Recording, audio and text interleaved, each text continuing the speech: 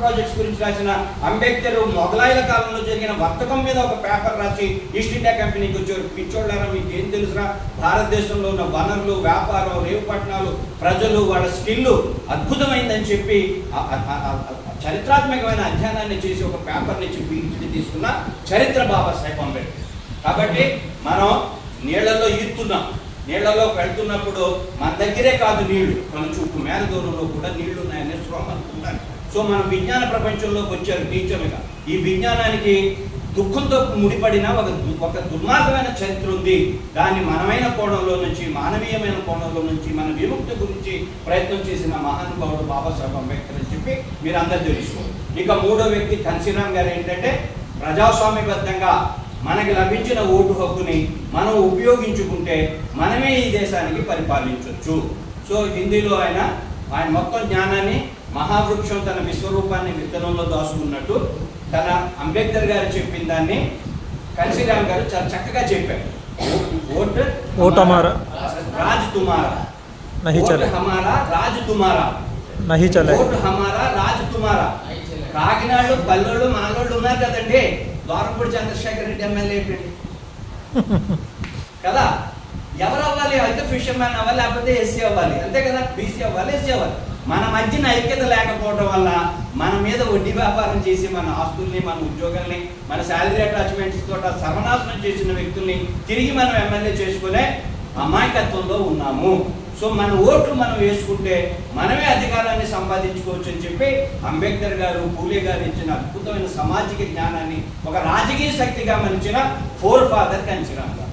So ఓట్లు మనవి, మన ఓట్లు మనం వేసుకుంటే అధికారం మనకు వస్తుంది. వెళ్ళండి, మీరందరూ చదువుకున్నారు, గ్రామం వెళ్ళండి. గ్రామంలో ఎంతమంది ఉంటారు చౌదరీస్, ఎంతమంది ఉంటారు కాపులు, ఎంతమంది ఉంటారు రెడ్డి. ఒక 1000 మంది గ్రామంలో ప్రజలుంటే వాళ్ళు 200 మంది ఉంటారు, 250 మంది ఉంటారు, 300 మంది ఉంటారు, 400 మంది ఉంటారు. పెద్ద మా ఊరంతా కాపులు రెండు అని చెప్తారు.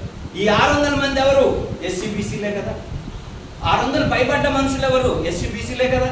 మీరు కలిసి మీకు ఓట్లు మీరు వేసుకుంటే ఆ గ్రామానికి మీరు సర్పంచ్ అవుతారు, ఆ గ్రామానికి మీరు రాజు అవుతారు, ఆ గ్రామానికి మీరు భూస్వామి అవుతారు. ఆ గ్రామంలో దీపాలు ఎక్కడ ఉండాలా, స్కూల్ ఎలా ఉండాలా, హాస్పిటల్ ఎక్కడ ఉండాలా, పోలీస్ స్టేషన్ ఎక్కడ ఉండాలా, బస్సు ఎక్కడికి రావాలా, కరెంట్ ఎక్కడికి రావాలా, నీళ్లు ఎలా పారాలా, బ్రిడ్జ్ ఎలా కట్టాలా, పిల్లలకి స్కాలర్షిప్ ఎక్కడ ఇవ్వాలా, ఆడపిల్లలకు హాస్టల్ ఎక్కడ కట్టాలా, బస్సును ఎక్కడ నిలపాలా, ఎలాగ గ్రామానికి సంబంధించిన రెవెన్యూని పెంచాలా, ప్రజలకి వనరులు ఎలా అందించాలా అనేది నీ చేతుల్లోకి అధికారం వస్తుంది.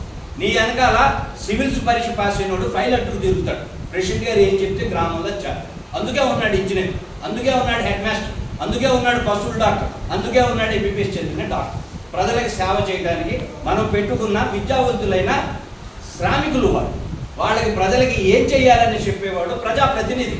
ఆ ప్రజాప్రతినిధిని తెచ్చుకునే శక్తిని అంబేద్కర్ గారు రాజ్యాంగం ద్వారా, ఓటు ద్వారా మనకిస్తే అది అర్థం చేసుకోకుండా మనం రెడ్డి గారిని, కమ్మవారిని గెలిపిస్తూ మనం బానిసలుగానే మిగిలిపోతున్నాం. ఈ దుస్థితి నుండి బయటపడమని చెప్పిన ప్రాక్టికల్ మ్యాన్ కన్సీరామ్ గారు. సో అది ఉత్తరప్రదేశ్లో ఆయన చేసి చూపించారు. సో ప్రియమైన విద్యార్థులారా, ప్రియమైన టీచర్లు, మీరందరూ మేము చాలా కాలం నుంచి ఈ విషయాలు చూస్తున్నాం, వింటున్నాం, చదువుతున్నాం. కాబట్టి మీతో కొన్ని షేర్ చేసుకుంటున్నాను నేను. ఇవి మీ ఉద్యోగంతో పాటు దయచేసి వీటి మీద కూడా అవగాహన పెట్టండి.